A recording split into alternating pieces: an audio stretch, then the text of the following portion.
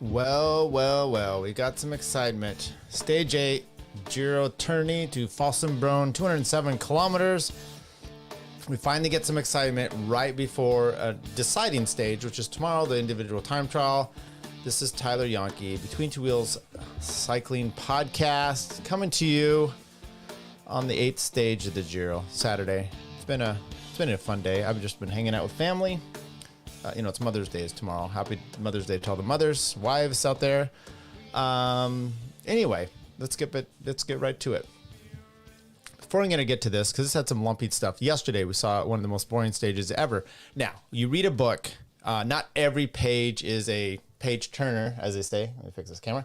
But some of those pages that, maybe it's boring. Maybe it's Tom Clancy, and he's setting you up. He's doing pages and pages of talking about munitions or a submarine or whatnot that's, complex, and you're bored with it. But those things set up other things. So maybe when we're done with this tour, we look back at the 7th stage, which is fairly boring, but 45K of just kind of rolling yourself.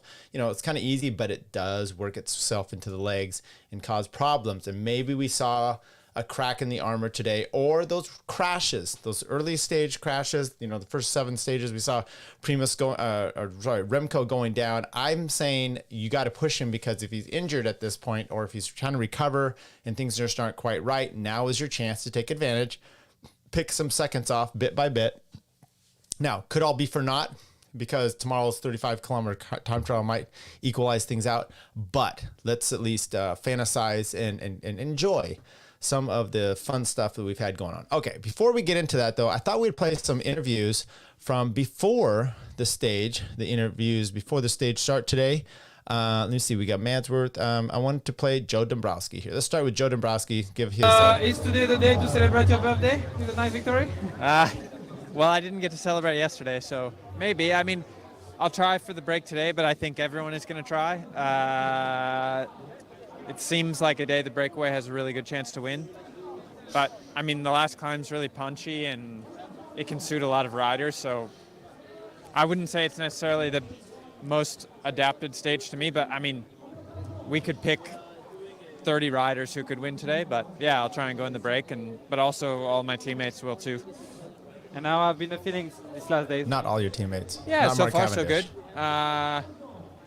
I actually wanted to go in the break yesterday, and then I saw only a few guys go, and I was thinking, I don't think this is going to be a winning move, and in the end it was. So yeah, a bit of a missed opportunity, but... And if you're optimistic and you're at the front, how to manage this final with this two last lap at 3, because one is repeated, and these technical parts also of the circuit, how you will do it?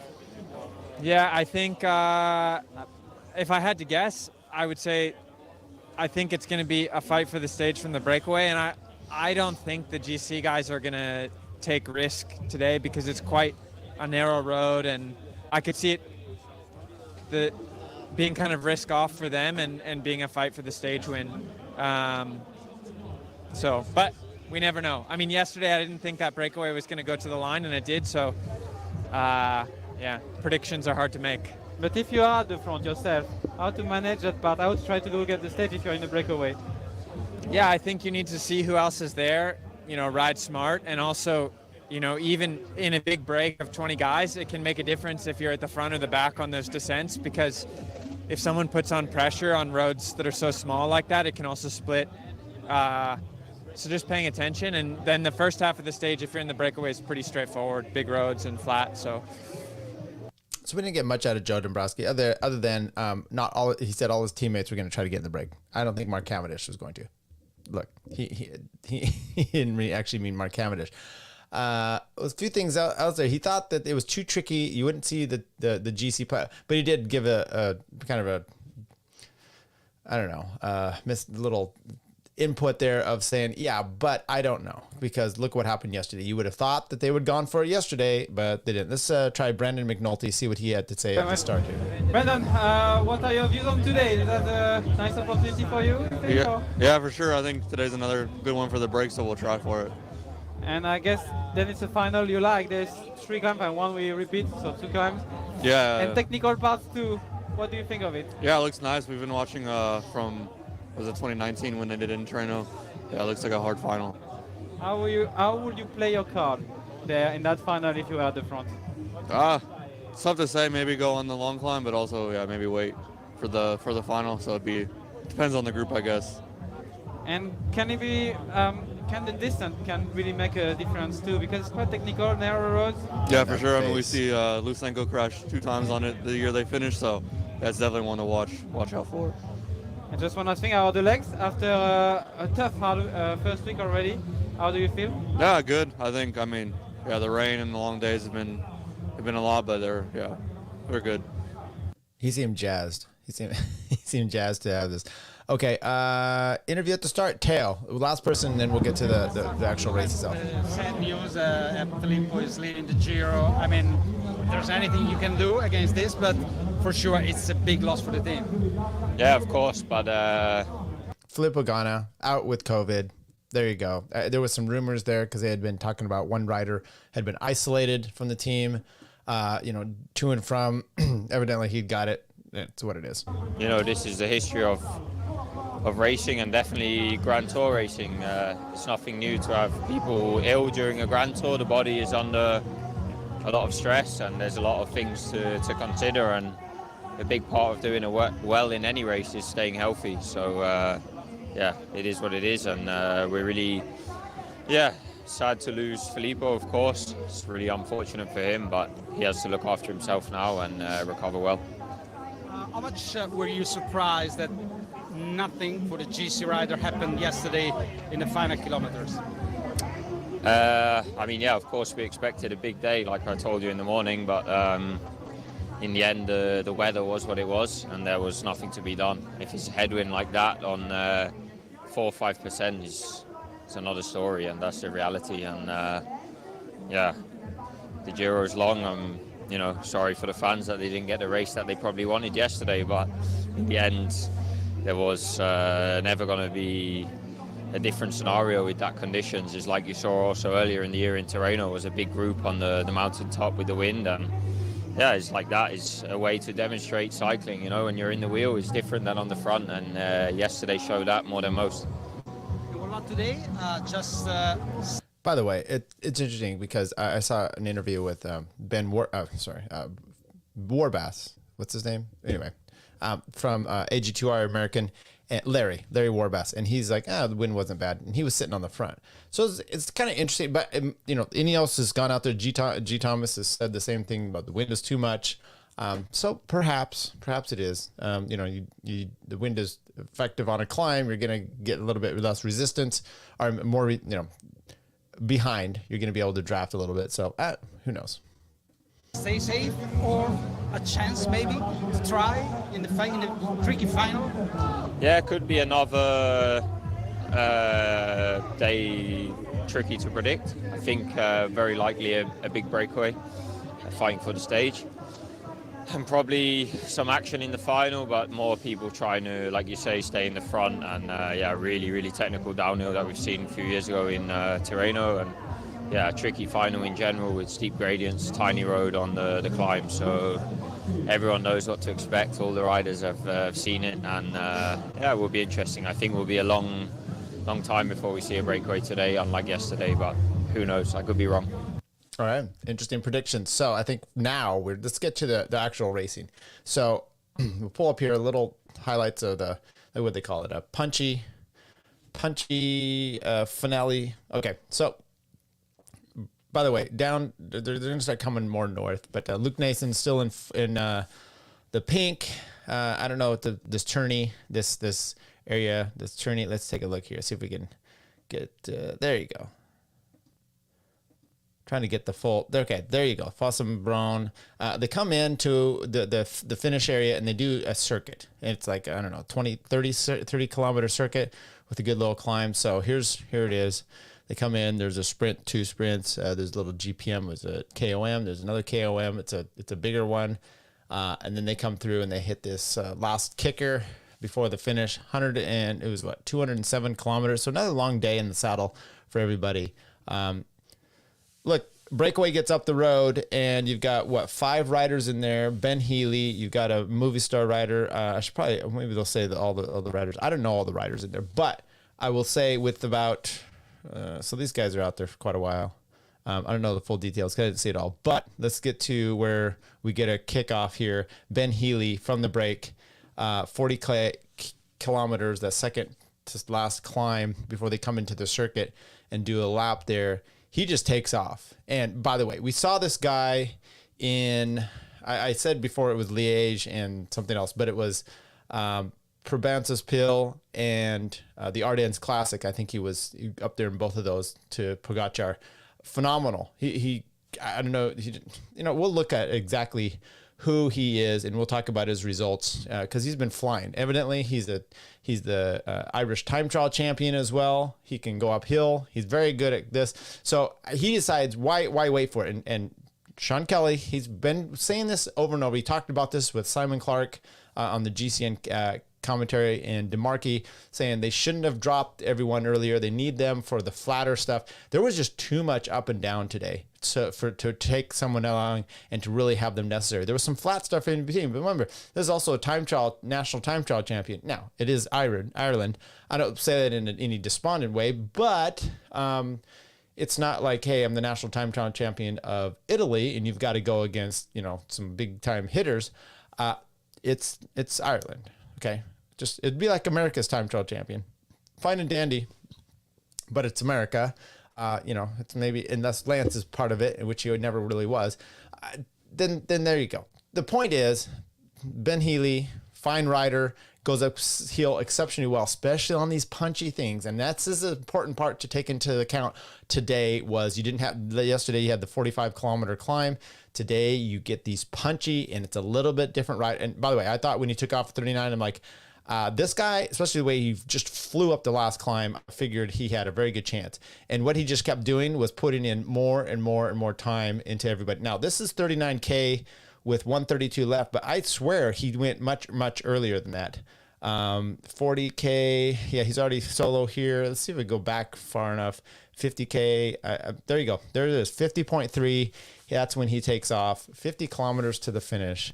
And Ben Healy, I'll just tell you, he just keeps growing that gap out further and further.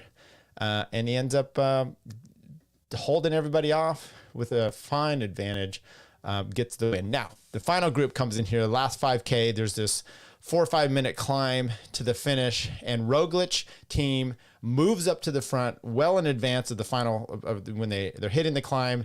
He's just pushing, and Remco's up there. He doesn't look so good, and you can see here that around this corner, Roglic has already attacked, and with him on his wheel, I don't know if that's Kamna, but it's a Bora rider, and then you have Luke Nason, he's like, I'm gonna bury myself as deep as possible to stay. Now, it probably isn't the best thing for him to be going with Roglic at this point. He can't hit the threshold that Roglic can do on these short, punchy climbs. Maybe motor yourself in, but you know what? He's not going to do that. He's going to stay as long as possible. Why? Because this is a very short climb, and he's like, I just right out of my skin to do that, to stay up there as close as possible. You had Geraint Thomas coming from behind. You had and Remco starts coming up. Luke Nason comes off the wheel of Roglic, and Remco is going right up to the wheel almost of Roglic. Very close here. And you're like, now look, I immediately can tell something was wrong because he is a very snappy rider. We saw that at the finish of the other day. If you don't know about Remco, he can sprint uphill like a Pogacar and like a Roglic. Okay, so that's not a problem. Short climb, you punch yourself up, especially if that's kind of the climber kind of I am, where you do these hard efforts and you get on a wheel and then you hope you just kind of sit there. Okay, and if you're having bad legs, you're not going to be able to do that. He trying to crawls himself up, and he almost gets there, and then he comes off. He does it. Then again, at one point he jumps. Like, okay, maybe he's messing with him. He acts like he's jumping across, but he never connects. And then Roglic just keeps going on, putting the pressure down. Next thing you know, you got Tao Gegenhardt of Ineos and Geraint Thomas coming up to Remco, and then boom, they go right past him as well. And they come up to Roglic, goes over the top by himself, but very closely followed by, you can see Tao Gegenhardt here looking good along with Geraint Thomas. Now, I will say this. Brian Zimney, our buddy, sent me a message, and because I'm like, hey, exciting race. And he says, look, Lantern Rouge, and if you guys watch and listen to, people on the internet, he's a young commentator. I think he's from Australia, and he has a good big channel. He's a good guy. I check his stuff out. He's pretty good, but he's like, this is what Brian said, so I didn't double check it. And he said, Lantern Rouge said he thought Remco was riding to the numbers. I responded that this is probably the dumbest take I've heard. And why? Because that's one, not how Remco rides necessarily in this situation. It was a short climb. There's no way, and we'll listen to an interview here later that doesn't sound like what it was either. That's not what's happening. Plus, if he was riding to the numbers, he wouldn't have tried to, at one point, bridge across in a short duration, which he didn't quite make it.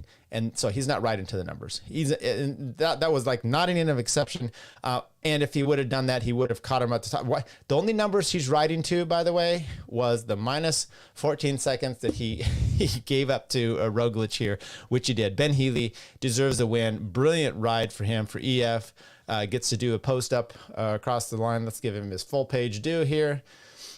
Across the line, and then back behind, you've got Roglic going full bore with two guys on his. Oh, and by the way, the second place here, Derek G, Israel Primacek, Canadian. He ends up out sprinting Zani for second, so good for him. Roglic, though, drilling it to the finish.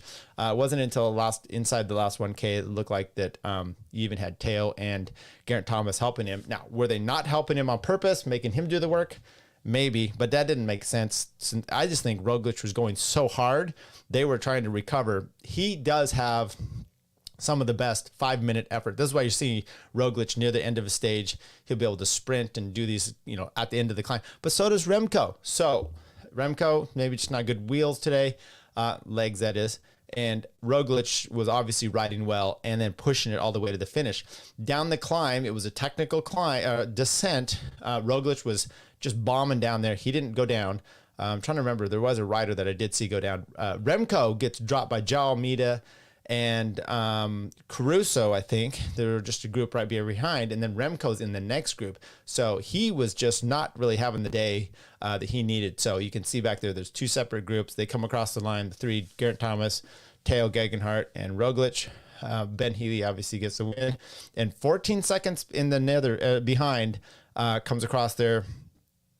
Was it Jay Vine, probably McNulty, another, I don't know if Caruso was in this one, but Remco hanging in right at the back there. So he loses some time, and we'll get to who everybody was. Ben Healy with the win. Derek G of Israel Premier Tech for Canada. Filippo Zana, Warren Bagui, Carlos Verona, Matteo Bice. Now that's the brother of the guy that won yesterday, Bice. Tom Squeens, he crashed. There we go. He was in that group with those front guys, and he ended up crashing. He might have gotten a second place. Alessandro Tonelli, Oscar Reisbeek, and Teo Gegenhardt at 10th, and then Gegenhardt, Roglic, and the rest come in there. So, Luke Nason, which group did he come in with? We'll take a look here at the overall. But now he's only got 8 seconds over Remco. He lost a little time to Remco, it looks like there as well. Roglic comes in, and he is 38 seconds, but he's only 30 seconds now off of Remco. Almeida, 40 back. Geraint Thomas, 52. Teo, Arion, Alexander Vlasov, Caruso, and Leonard Kamna was the Bora rider that we had mentioned earlier. Okay, so there you got it for the day. Now let's take a look at the actual statistics of the results for today. That's Ben Healy. Let's take a look at him. He wins the stage. Let's see what he's had here. He won a stage in Settimana Internazionale Capi di Bartoli, stage 2 or stage 3. Sorry, it was a 139. I don't know how many stage distance. Doesn't have the distance on there. He's been third in a time trial. He won the youth classification in that race. 5th on a stage on Pays Les Lori Tour. Brabantse Bill Pil, he was 2nd there. Amstel Gold, there you go. 2nd place in Amstel Gold. 4th in Liège. So I wasn't wrong about Liège. He was 32nd at Flèche Wallonne. He did get swallowed up on that climb there. And then we've seen what he's been doing today, what he got a stage in the Grand Tour. Roglic, Thomas, Jay Vine,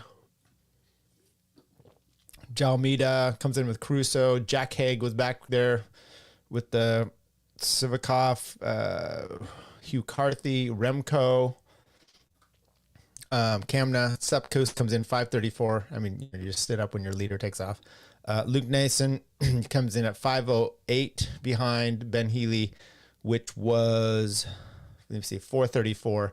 So, 35 or so seconds that he lost there. We talked about the GC. Will Barta. How did our little guy from America do here? Let's take a look at Riccatello. He lost 54 minutes today. I don't know what happened, but he went up 4 places. Larry Warbass as well. Now, I did get confirmation. I talked about yesterday where Riccatello lost some time, 18 minutes. And I was like, what happened? Well, he had crashed actually with Sepp Kuss. So anyway, McNulty goes down, drops 11 places. Sepp pops up 5. Will Barta down 1. He was the top. He's at 4:12 back for Movistar. Let's get her out of the United States. Look at all these. The points. Jonathan Milan 113. He must have got 2 points today. Caden Groves at 100, so they're getting that a little tighter there. KOM's Davide Baiss still holding strong. Pinot over him by 36 points. Youth, that'll be determined later. Teams, there we go. So let's pop in and take a look at some interviews after, because I think that'll be, that'll be a little bit something that we want to see, especially they got some Remco stuff here. Let's talk to Ben Healy. That was an incredible solo ride, more than 50 Ks. Take us through that stage and that victory you built yourself. Yeah, I mean, I was pretty eager to get in the break, and I was just following the move to start with, and it was a pretty hard-fought battle to get up in the break with the peloton really keen to keep us close, and yeah, teams wanting to be in the break. Eventually got away, and yeah, we just tapped it through until we came to these first circuits. And yeah, I just, on the first Cappuccini climb, the last little bit, I just wanted to test the legs a bit and test everyone else. And yeah, I pressed on a little bit, and yeah, I ended up going solo. So yeah, I knew I can time trial to the finish pretty well, and I just paced myself all the way. And yeah, the gap kept on going out, and yeah, I knew I had it when I came to the Cappuccini time to finish, and yeah, just paced my effort well, and yeah, just really soaked in the victory. That's quite impressive, I have to say. To be honest, this morning when we were looking at the list of the favorites for the stage, we were wondering if you were not a bit cooked after the classics. But you're having a crazy season, no? Yeah, I mean, it took me a lot to recover after Liège. I had really had to back off for a good week and a half, so I was a little bit unsure coming to this Giro, and maybe I still don't feel like I'm quite on top of my game, but for sure I had really good legs today. I already asked you that during the classics, but what the results of the classics and now means for your next goal and everything. I mean, this one will mean even more now, but what does it mean for your future, you think? Yeah, I mean, I just really need to enjoy these past couple of months and really let it sink in what I've done, and yeah, I think we can go from there and just race with confidence in the future and turn up to races with an expectancy to perform and do well. SBS in Australia, what an amazing year, mate. Yeah, thank you so much. I mean, I've surprised myself, I think, as well. Now, you've been trying to get in the break nearly every day. You've been very aggressive. The other day, when it took 2 hours, you were the strongest trying to get away and you didn't get there. But today, you made it. Yeah, I mean, I got a bit overexcited the other day, and yeah, it was a nice opportunity to maybe go into the pink jersey as well, which I was kind of kicking myself for. And yeah, I really had to sit down and just learn from those mistakes. And today, I put that into practice, and yeah, I ended up in the break and was able to finish it off in the end. So you said you're going to sit back now and enjoy and take it all in, but this Giro is offering quite a few more stages that look really perfect for you. Yeah, I mean 100%. Yeah, I can take the next couple of days really easy and let it soak in, like I say, but yeah, then we have to go again for another couple of weeks, and for sure there's more opportunities. Now, I've got a couple of mates who are Irish and they're claiming you, another couple of mates who are English and they're claiming you. What is it? Irish. From the Australians, mate. Kangaroo. All right. Ulrich. Okay. Let's hear Luke Nason and see if he talks about getting dropped. Hydration is important. Good camera work. There you go. Andreas, well, take us through this last time. You had done really well with the attack of Primoz. Tell us how you managed your effort. Yeah, Primoz attacked and I gave it all to follow, and for a moment it looked really good. Like I was almost in his wheel and Remco was behind, and almost for a moment I was thinking I was gonna gain time in the GC, but yeah, I got it really tough towards the top, and also quite some guys passed me. But anyway, I'm happy and proud about my fight in the final. And tell us a bit the last kilometer after the climb. You knew if you had to give it all. You knew there was a tight gap. How it happened in your head and physically? I was really suffering, and luckily I had Vlasov and Kemna cooperating. They did a job in the final. I couldn't take a pull at all, but I had enough with staying in their wheel, and it was in the end. I was a bit lucky, but I gave it all out there, and it was a nice day. And tomorrow the TT. What do you hope for? Tomorrow I expect to lose the pink, but it's a TT. I will for sure go as fast as I can, and it's another day in pink, so I will enjoy it. And how have been your TT so far this year? How have been your TT performances? I'm sorry, did he say titty? This year? Or did you train for it too? Yeah, I want to do good in the TTs, and I also took a The TT. That makes more sense. step this year, so I will try to go for a good result tomorrow, but I also feel that I'm a bit tired after these days in pink. I've been racing every day, and I'm not expecting too much tomorrow, except from giving it a try. Interesting to see what he will do in the time trial. But let's hear from Remco. Hi. So more difficult than that you expect, or about today? No, we knew it was a hard day. In the end, you never hope to lose time.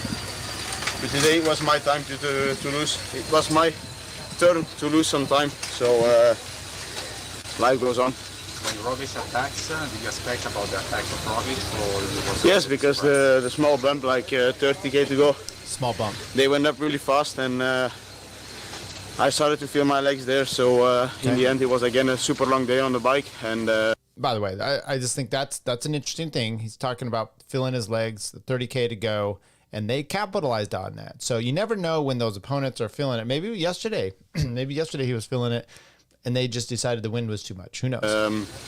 I think it was a day for him to try, because he's maybe the guy with the best, let's say, power in between 3 and 5 minutes, and the climb was like around 5 minutes. So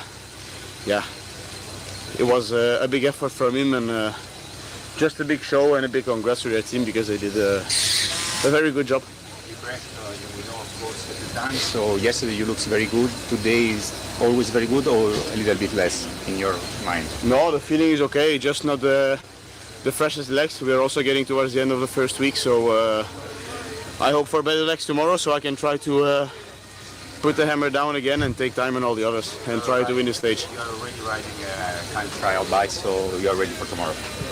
Not yet. I have to eat, I have to sleep, I have to eat again in the morning, so no, but of course we will be ready for tomorrow's stage. Yeah. Good luck. Thank you. Okay. I thought it was an interesting interview. One, he's admitting that his legs were going out at 30k to go. He did say Remco has probably, that Roglic has probably the best power between 3 to 5 minutes. That's just knowing your opponents, and you know, that was an insightful interview, like I said, which also says, okay, maybe a little hat tip to Lantern Rouge about riding to his numbers. Maybe in a sense he was. Look, and I say that only because you see what happened to Luke Nason, which was he went as deep as he can go, and then what ends up happening, instead of maybe measuring yourself out and getting over the top, not quite as high as you thought you might have, but maybe a little better than you did end up being, then you would have had a little power to push at the finish. Possibly. I don't know. I just think that this is not, Remco's a step above everybody. He didn't do that he didn't ride to his numbers necessarily at Liège, he rode to, I'm going to go the number 1 solo. So it's kind of in there. I just don't think that's the case, because a short one like this with a descent, you go over your numbers. That's just what it is. I've done these kind of things. You know, there's a finish, you can recoup down, you go over your numbers, maybe a little anaerobic there for a bit to hold on so that you're not chasing afterwards. And then you can actually just sit on the wheel. If you had been able to connect and gone over the top with Roglic, then he just sits on and doesn't do anything. And then there's maybe a stalemate at that point. In the flip side to that, though, he had to do work, so he had to save a little bit. And Roglic went over the top with all that power and still did all the driving to the finish. So, congrats to him, and pretty impressive. So what do we have tomorrow? Well, we've talked about this. It's going to be a flat time trial. That's the time trial. That's the stage today. Flat time trial. And like I said, I think then Monday's rest day. And then, talking about Ben Healy and some of these climbs and what's going on here. I mean, that looks to me a breakaway day, because you're going to go early, you're going to go over the top, and then hopefully be able to hold it out to the finish. Next day, you got some of these punchy stuff in here, and just some decent climbs, a Cat 3, a Cat 3, and a Cat 4. That's a breakaway day as well. I don't know if the sprinters are necessarily going to get over, unless, the Mads Pedersen and Michael Matthews type wants to. You got the Cat 3s, the Cat 2s coming in here midweek. Just some interesting stuff. Okay, I think that's all we've got for today. Tomorrow we'll have a little bit more excitement. It's Mother's Day, so will I do one? Yeah, because my wife has got some plans without me. So it'll be a fun day. It'll be a little bit. I'm just interested to see. Brian Zimney predicted that Remco is going to smash everyone by a minute. 3D chess. Are we doing 40 Hungry Hippo here, perhaps, where he lost today on purpose just to smash you tomorrow to make you think? No, that's not the way it is, because everyone's going to go ride to their numbers tomorrow, the time trial, and they're going to put it out as much as they can. So it'll be a little bit, it'll just be an interesting day. Who's going to win? I think we're going to get Filippo Ganna's not in here. You're going to probably get Remco, but I would not be shocked. 35 kilometer time trial. I wouldn't be shocked if Roglic resurfaces himself and puts up a little bit better time. But I think you do have Remco. This 35K, he's going to probably be able to push it through. I think you're going to see the difference in these two riders really going to be in the climbs, because I think Remco's coming in ready for the time trial more, and Roglic is ready for the climbs more. All right, everybody, take care.